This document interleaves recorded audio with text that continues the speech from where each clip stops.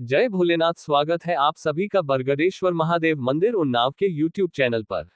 आज हम अपने दैनिक प्रवचन में पद्म पुराण का पावन पाठ आरंभ कर रहे हैं।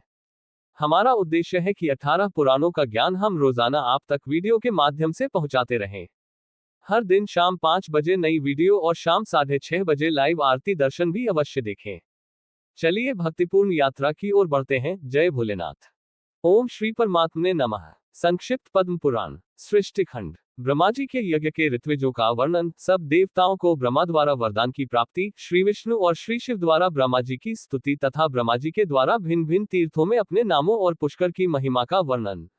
अध्याय 25। भीष्म जी ने पूछा, ब्राह्मण लोकविधाता भगवान ब्रह्मा जी ने किस समय यज्ञ संबंधी सामग्रियां एकत्रित करके उनसे यज्ञ करना आरंभ किया? वह यज्ञ जैसा और जिस प्रकार हुआ था वह सब मुझे बताइए। पुलस्त्य जी ने कहा, राजन, ये तो मैं पहले ही बता चुका हूं कि जब स्वयंभू मनु भूलोक के राज्य सिंहासन पर प्रतिष्ठित हुए, उस समय ब्रह्मा जी ने समस्त प्रजापतियों को उत्पन्न करके कहा, तुम लोग सृष्टि करो, और स्वयं वे पुष्कर में जा यज्ञ सामग्री एकत्रित करके अग्निशाला में स्थित हो यज्ञ करने लगे। ब्रह्मा जी समस्त देवताओं, गंधर्वों तथा अप्सराओं को भी वहां ले गए थे। ब्रह्मा, गाता, होता और अध्वर्यु ये चार प्रधान रूप से यज्ञ के निर्वाहक होते हैं। इनमें से पुष्कर का प्रत्येक के साथ अन्य 3 व्यक्ति परिवार रूप में रहते हैं, जिन्हें ये स्वयं ही निर्वाचित करते हैं।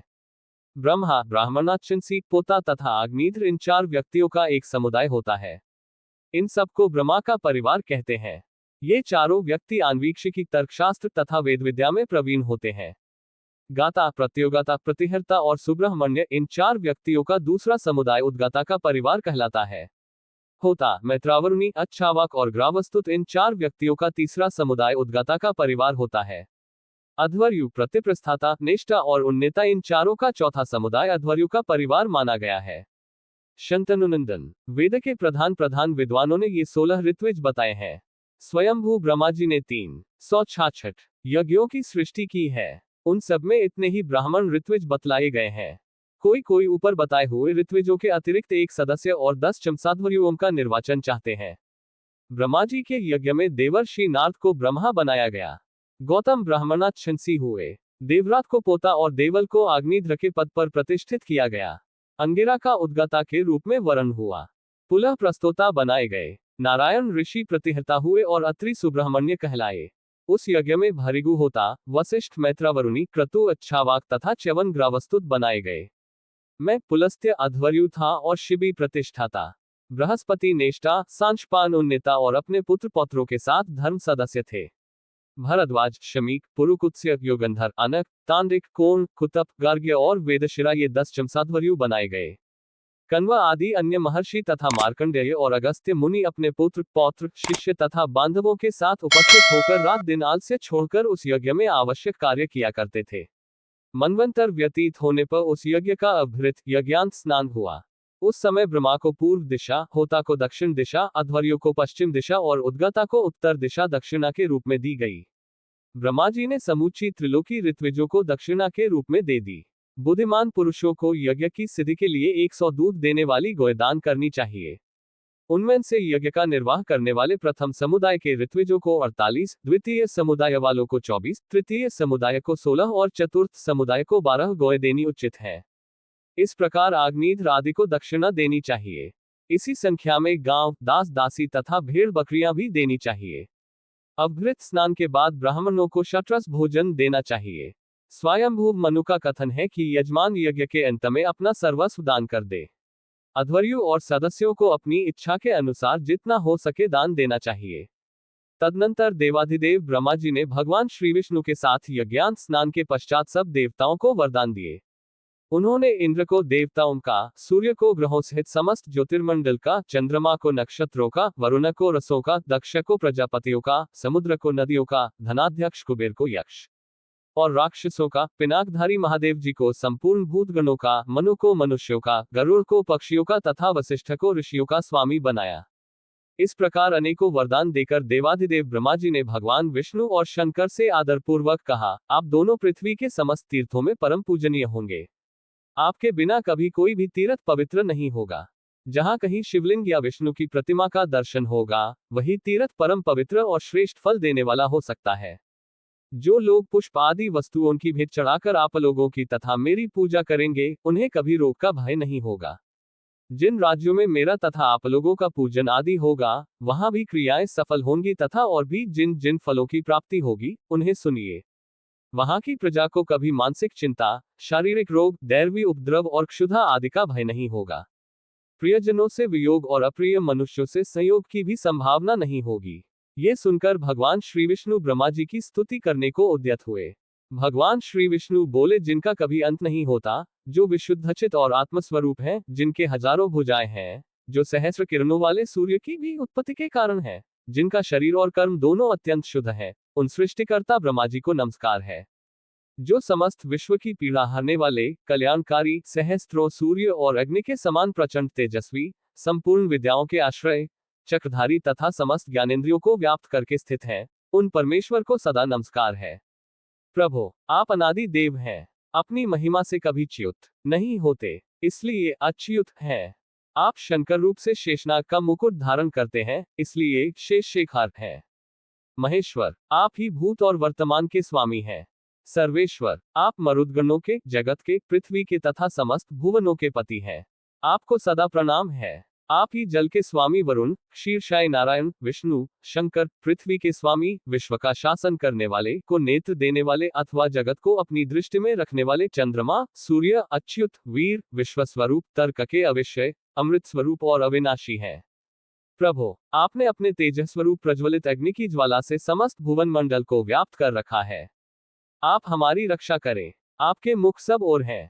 आप समस्त देवताओं की पीड़ा हरने वाले हैं, अमृत स्वरूप और अविनाशी हैं। मैं आपके अनेकों मुख देख रहा हूँ।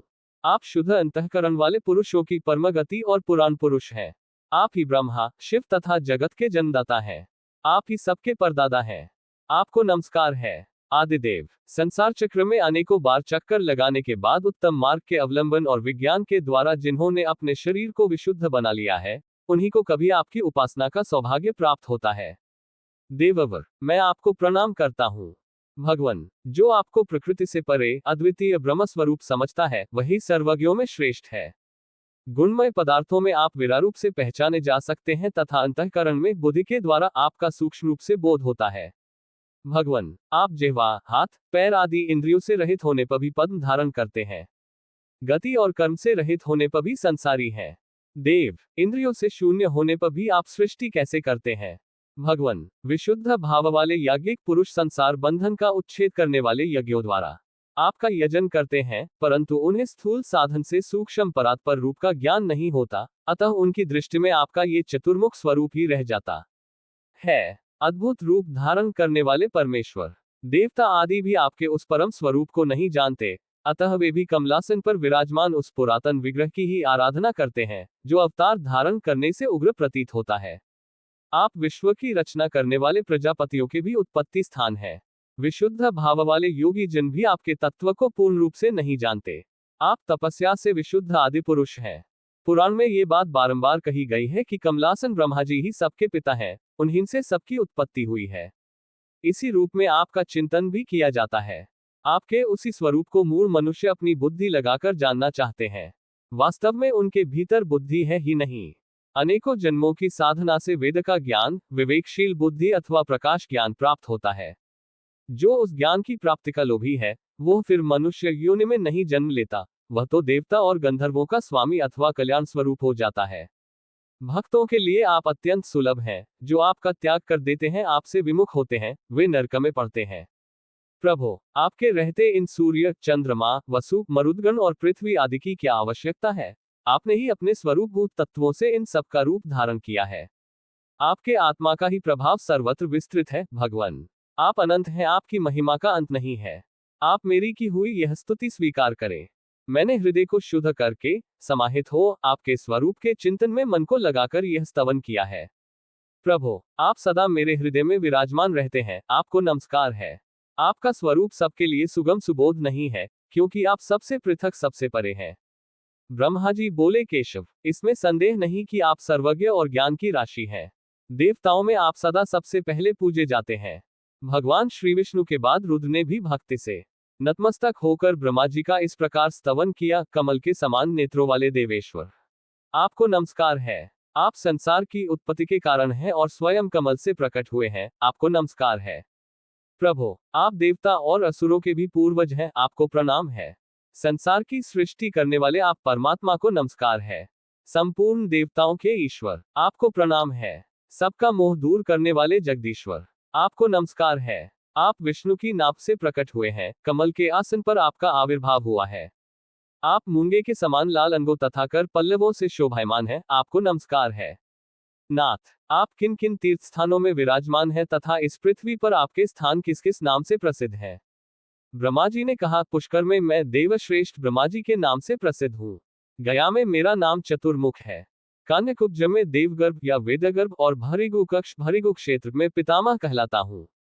कावेरी के तट पर सृष्टिकर्ता, नंदीपुरी में बृहस्पति, प्रभास में पद्म जन्मा, वानरी, किष्किंधा में सुरप्रिया, द्वारका में ऋग्वेद, विदिशापुरी में भुवनादिप, पौंड्रक में पुंडरीकाक्ष, हस्तिनापुरम में पिंगाक्ष, जयंती में विजय, पुष्करावत में जयंत, उग्रदेश में पद्महस, श्यामलापुरी में भवोरुद, सहिच्छत्र में जयानंद, कांतिपुरी में जनप्रिय, पाटलिपुत्र, पटना में ब्रह्मा, ऋषिकुंड में मुनि, महिलारोप्य में कुमुद, श्रीनिवास में श्रीकंठ, कामरूप, आसाम में शुभाकार, काशी में शिवप्रिय, मल्लिका में विष्णु, प्रमहेंद्र पर्वत पर भार्गव, गोनर्द देश में स्थविराकार, तू उज्जैन में पितामह, कौशाम्बी में महाबोध, अयोध्या में मैं राघव, चित्रकूट में मुनीन्द्र, विंध्य पर्वत पर वाराह, गंगाद्वार एक हरिद्वार में परमेष्ठी, हिमालय में शंकर, देविका में स्त्र सुचाहस्त, चतुष्पथ में श्रुवहस्त, वृंदावन में पद्मपानी है, नैमिषारण्य में कुशहस्त, गोपलक्ष में गोपीन्द्र, यमुना तट पर जसुचंद्र, भागीरथी के तट पर पद्मतनु, जनस्थान में जनानंद, कोंकण देश में मद्राक्ष, काम्पिल्य में कनकप्रिय, केटक में अन्नदाता, कुशस्थल में शंभु, लंका में पुलस्त्य, काश्मीर में हंसवाहन, अर्बुद आबू में वशिष्ठ, उत्प्लावत में नारद, मेदक में श्रुतिदाता, प्रयाग में यजुशाम्पति, यज्ञ पर्वत पर सामवेद, मधुर में मधुरप्रिय, अंकोलक में यज्ञगर्भ, ब्रह्मा में सुतप्रिय, गोमंत में नारायण, विदर्भ बरार में द्विजप्रिय, ऋषिवेद में दुराधर्ष, पंपापुरी में सुरमर्दन, विरजा में महारूप, राष्ट्रवर्धन में स्वरूप, मालवी में पृथुदर, शाकंभरी में रसप्रिय, पिंडारक क्षेत्र में गोपाल, भोगवर्धन में शुष्कंद, कादम्बक में प्रजाध्यक्ष, समस्थल में देवाध्यक्ष, भद्रपीठ में गंगाधर, सुपीठ में जलमाली, त्रयंबक में त्रिपुराधीश, श्री पर्वत पर त्रिलोचन, पद्मपुर में महादेव, कलाप में वैधस, श्रृंगवरपुर में शौरी, नैमिषारण्य में चक्रपाणि, दंतपुरी में विरूपाक्ष, धूतपातक में गौतम, माल्यवान पर्वत पर हंसनाथ, वालिक में द्विजेंद्र, इंद्रपुरी, अमरावती में देवनाथ, धूताशाधी में धुरंधर, लंबा में हंसवा, चंडा में गरुड़प्रिय, महोडा में महायज्ञ, युगकेतन में सुयज्ञ, पद्मवन में सिद्धेश्वर, विभा में पद्मबोधन, देवदारुवन में लिंग, उदकपथ में उमापति, मातस्थान में विनायक, अलकापुरी में धनाधिप, त्रिकूट में गोनर्द, पाताल में वासुकी, केदारक क्षेत्र में पद्माध्यक्ष, कुष्मांड में सुरतप्रिय, भूतवापी में शुभान, सावली में भर्षिक, अक्ष में पापहा, अंबिका में सुदर्शन, वर्धा में महावीर, कांतार में दुर्गनाशन, पर्णा में अनंत, प्रकाशा में दिवाकर, विरजा में पद्मनाभ, वृक्षस्थल में सुवृद्ध, वटक में माकन, रोहिणी में नागकेतन, पद्मावती में पद्माग्रे तथा गगन में पद्मकेतन नाम से मैं प्रसिद्ध हूँ। त्रिपुरांतक, ये 108 स्थान मैंने तुम्हें बताए हैं। इन स्थानों में तीनों संध्याओं के समय मैं उपस्थित रहता हूँ। जो भक्तिमान पुरुष इन स्थानों में से एक का भी दर्शन कर लेता है, वह परलोक में निर्मल इक्वल स्थान पाकर अनंत वर्षों तक आनंद का अनुभव करता है। उसके मन, वाणी और शरीर के सभी पाप नष्ट हो जाते हैं, इसमें तनिक भी अन्यथा विचार करने की आवश्यकता नहीं है। और जो इन सभी तीर्थों की यात्रा करके मेरा दर्शन करता है, वह मोक्ष का अधिकारी होकर मेरे लोक में निवास करता है। जो पुष्प, नैवेद्य एवं धूप चढ़ाता और ब्राह्मणों को भोजनादि से तृप्त करता है, साथ ही जो स्थिरतापूर्वक ध्यान लगाता है, वह शीघ्र ही परमेश्वर को प्राप्त कर लेता है। उसे पुण्य का श्रेष्ठ फल तथा अंत में मोक्ष प्राप्त होता है। जो इन तीर्था की यात्रा करता या कराता है अथवा जो इस प्रसंग को सुनता है, वह भी समस्त पापों से छुटकारा पा जाता है। शंकर, इस विषय में अधिक क्या कहा जाए। इन तीर्थों की यात्रा करने से अप्राप्य वस्तु की प्राप्ति होती है और सारा पाप नष्ट हो जाता है। जिन्होंने पुष्कर तीर्थ में अपनी पत्नी के दिए हुए पुष्कर के जल से संध्या करके गायत्री का जप किया है, उन्होंने मानो संपूर्ण वेदों का अध्ययन कर लिया। पुष्कर तीर्थ के पवित्र जल को झाड़ी अथवा मिट्टी के करवे में ले आकर सायंकाल में एकाग्र मन से प्राणायाम पूर्वक संध्योपासन करना चाहिए। शंकर, इस प्रकार संध्या करने का जो फल है, उसका अब श्रवण करो। उस पुरुष को एक ही दिन की संध्या से 12 वर्षांत तक संध्योपासन करने का फल मिल जाता है। पुष्कर में स्नान करने पर अश्वमेध यज्ञ का फल होता है, दान करने से उसके 10 गुने और उपवास करने से अनंत गुने फल की प्राप्ति होती है। ये बात मैंने स्वयं भलीभांति सोच विचार कर कही है। तीर्थ से अपने डेरे पर आकर शास्त्रीय विधि के अनुसार पिंडदान पूर्वक पितरों का श्राद्ध करना चाहिए। ऐसा करने से उसके पितर ब्रह्मा के एक दिन एक कल्प तक तृप्त रहते हैं। शिव जी, अपने डेरे में आकर पिंडदान करने वालों को तीर्थ की अपेक्षा 8 गुना अधिक पुण्य होता है, क्योंकि वहां द्विजातियों द्वारा दिए नाते हुए पिंडदान पर नीच पुरुषों की दृष्टि नहीं पड़ती। एकांत और सुरक्षित गृह में ही पितरों के श्राद्ध का विधान है, क्योंकि बाहर नीच पुरुषों की दृष्टि से दूषित हो जाने पर यह पितरों को नहीं पहुंचता। आत्मकल्याण की इच्छा रखने वाले पुरुष को गुप्त रूप से ही पिंडदान करना चाहिए। यदि श्राद्ध में दिया जाने वाला पकवान साधारण मनुष्य देख लेते हैं तो उससे कभी पितरों की तृप्ति नहीं होती। मनु जी का कथन है कि तीर्थों में श्राद्ध के लिए ब्राह्मण की परीक्षा नहीं करनी चाहिए। जो भी अन्न की इच्छा से अपने पास आ जाए उसे भोजन करा देना चाहिए। श्राद्ध के योग्य समय हो या न हो, तीर्थ में पहुंचते ही मनुष्य को सर्वदा स्नान, तर्पण और श्राद्ध करना चाहिए। पिंडदान करना तो बहुत ही उत्तम है, वह पितरों को अधिक प्रिय है। जब अपने वंश का कोई व्यक्ति तीर्थ में जाता है तब पितर बड़ी आशा से उसकी ओर देखते हैं, उससे जल पाने की अभिलाषा रखते हैं, अतः इस कार्य में विलंब नहीं करना चाहिए। और यदि दूसरा कोई इस कार्य को करना चाहता हो तो उसमें विघ्न नहीं डालना चाहिए। सत्ययुग में पुष्कर का, त्रेता में नैमिषारण्य का, द्वापर में कुरुक्षेत्र तथा कलियुग में गंगा जी का आश्रय लेना चाहिए। अन्यत्र का किया हुआ पाप तीर्थ में जाने पर कम हो जाता है, किंतु तीर्थ का किया हुआ पाप अन्यत्र कहीं नहीं छूटता। जो सवेरे और शाम को हाथ जोड़कर पुष्कर तीर्थ का स्मरण करता है, उसे समस्त तीर्थों में आचमन करने का फल प्राप्त हो जाता है। जो पुष्कर में इंद्रिय संयम पूर्वक रहकर प्रातःकाल और संध्या के समय आचमन करता है, उसे संपूर्ण यज्ञों का फल प्राप्त होता है तथा वह ब्रह्मलोक को जाता है। जो 12 वर्ष, 12 दिन, 1 मास अथवा पक्ष भर भी पुष्कर में निवास करता है, वह परम गति को प्राप्त करता है। इस पृथ्वी पर करोड़ों तीर्थ हैं। वे सब तीनों संध्याओं के समय पुष्कर में उपस्थित रहते हैं। पिछले हजारों जन्मों के तथा जन्म से लेकर मृत्यु पर्यंत वर्तमान जीवन के जितने भी पाप हैं, उन सबको पुष्कर में एक बार स्नान करके मनुष्य भस्म कर डालता है। आशा है आज का पद्म पुराण पाठ आपके जीवन में शांति और आशीर्वाद लाएगा। कृपया चैनल को लाइक, शेयर और सब्सक्राइब अवश्य करें। शाम 6:30 बजे लाइव आरती दर्शन में जरूर जुड़ें। फिर मिलेंगे कल शाम 5 बजे एक नए अध्याय के साथ। जय भोलेनाथ।